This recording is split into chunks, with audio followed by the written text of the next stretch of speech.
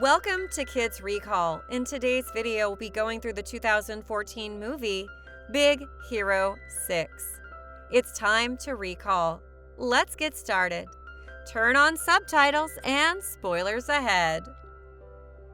The movie starts and we are taken to the city of San Francisco, where we see Hiro Hamada, who is a teenage prodigy.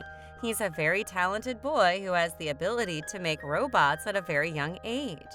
He makes very small but impressive robots that are called bot. The boy is indeed very talented, but seems to be unable to use his intellect for anything more than trying to enter illegal back alley bot fights. One day he goes to a bot fight where his bot ends up defeating the other bot, which is owned and handled by a giant, but not at all nice man. When Hiro's bot wins the fight, he gets a lot of money and attention as well, and this is something that does not stand well with the giant man. So he goes on to snatch Hiro's robot out of his hand. A fight breaks out and Hiro's brother comes to his rescue. He takes him away on his bike and manages to take back his bot as well. However, just as they're about to get out of there, they're caught by the police and put behind bars. Their aunt comes to bail them out, and this is where we go on to learn that they do not have their parents. Hiro's older brother Tadashi wishes to change Hiro's mind and tricks his brother into coming to the San Francisco Institute of Technology, where Tadashi is a student. While there, Hiro is introduced to a number of Tadashi's nerd school friends that include Gogo, Wasabi, Honey Lemon, and Fred, and the different inventions they've constructed. One of the friends is not a science student, and it seems that he has a love of dragons, as he's always wearing a dragon costume. Tadashi then shows Hiro his own project, an inflatable nurse robot named Baymax. Thanks to a chip that Tadashi programmed with numerous medical analysis information, Baymax is quite knowledgeable, impressing Hiro. Once he has performed his task, Baymax returns to sleep mode, as he goes on to say that he is satisfied with how he is being taken care of. The three also meet Robert Callahan, the head professor of the institute. He goes on to tell them that he's been listening to what they've been talking about, adding that they seem to be very impressive when it comes to creating robots, and after he compliments Hiro on the miniature battle robot he's made, Hiro wants to enter the institute because the headmaster has shown a lot of interest in his work. He tells Hiro about his daughter, adding that she is going to love his creation, and then even the headmaster tells the boy that he should take admission into his college, and tells Tadashi to tell the boy the whole process.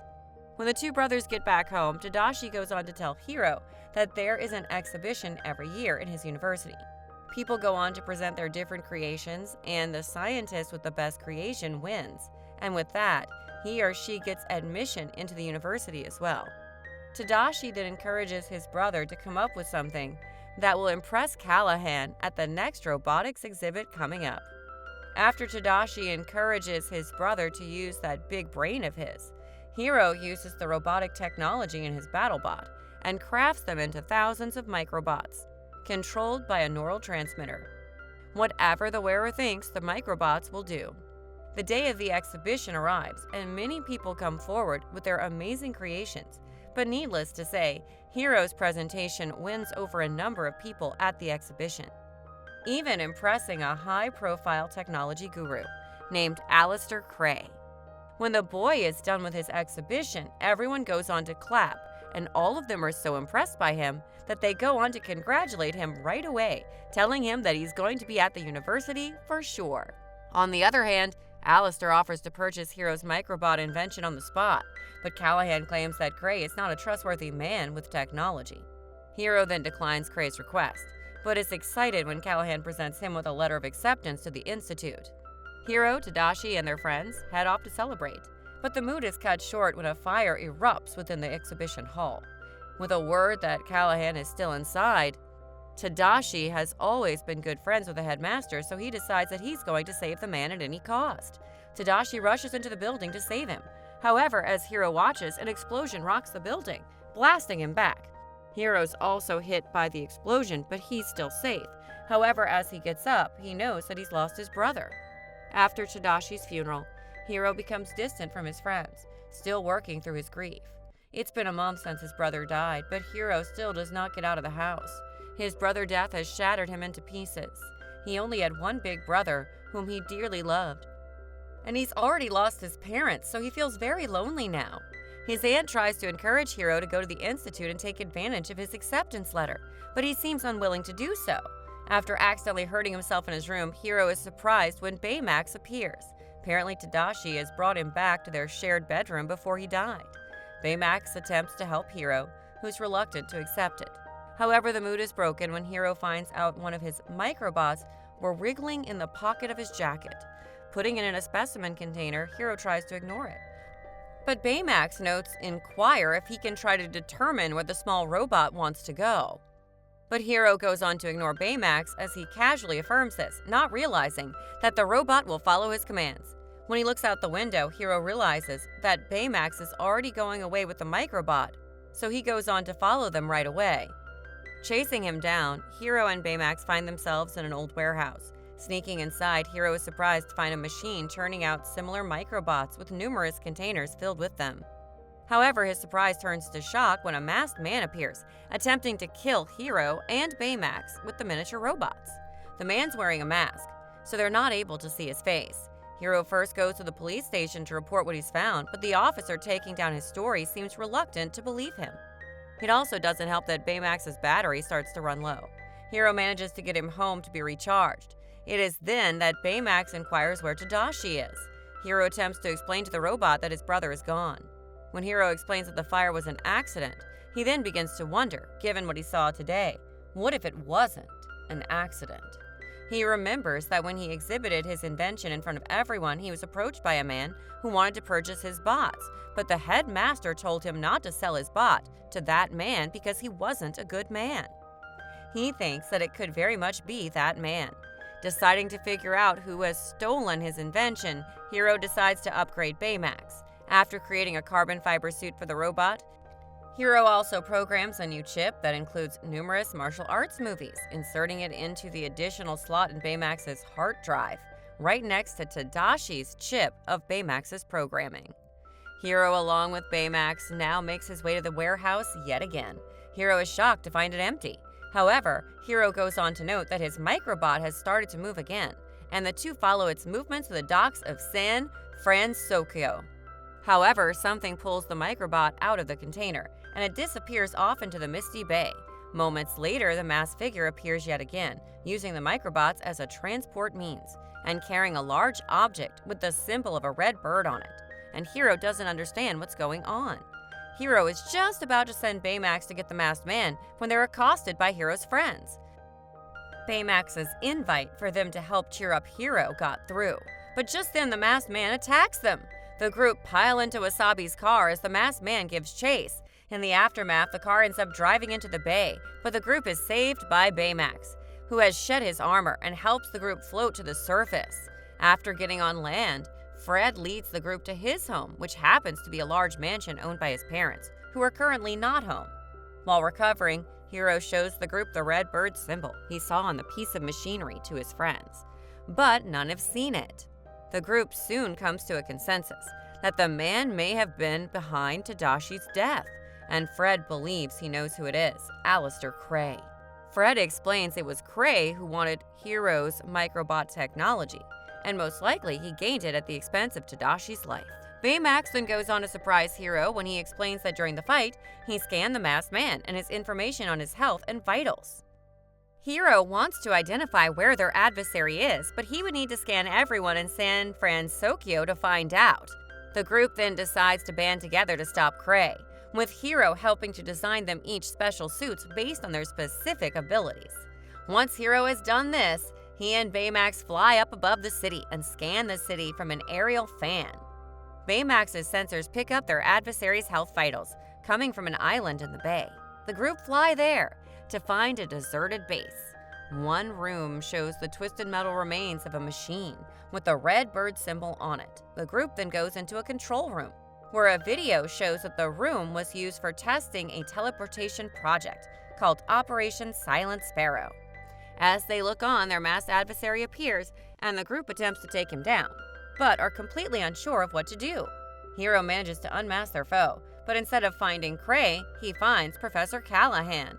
All of them are shocked at this revelation, and Hiro is pissed off at the man. He goes on to say it is because of him he does not have his brother anymore, and now he knows why the headmaster told him not to give the microbots to any other scientist, because he himself wanted to get his hands on Hiro's invention. Callahan explains that in the fire, he managed to use Hiro's microbot technology to shield himself from the explosion. This infuriates Hiro, who demands that Baymax destroy Callahan. Baymax claims that his programming doesn't allow this. He says that he is just a nurse who's supposed to take care of people and not to kill them. This leads to Hiro pulling out the chip Tadashi put in him.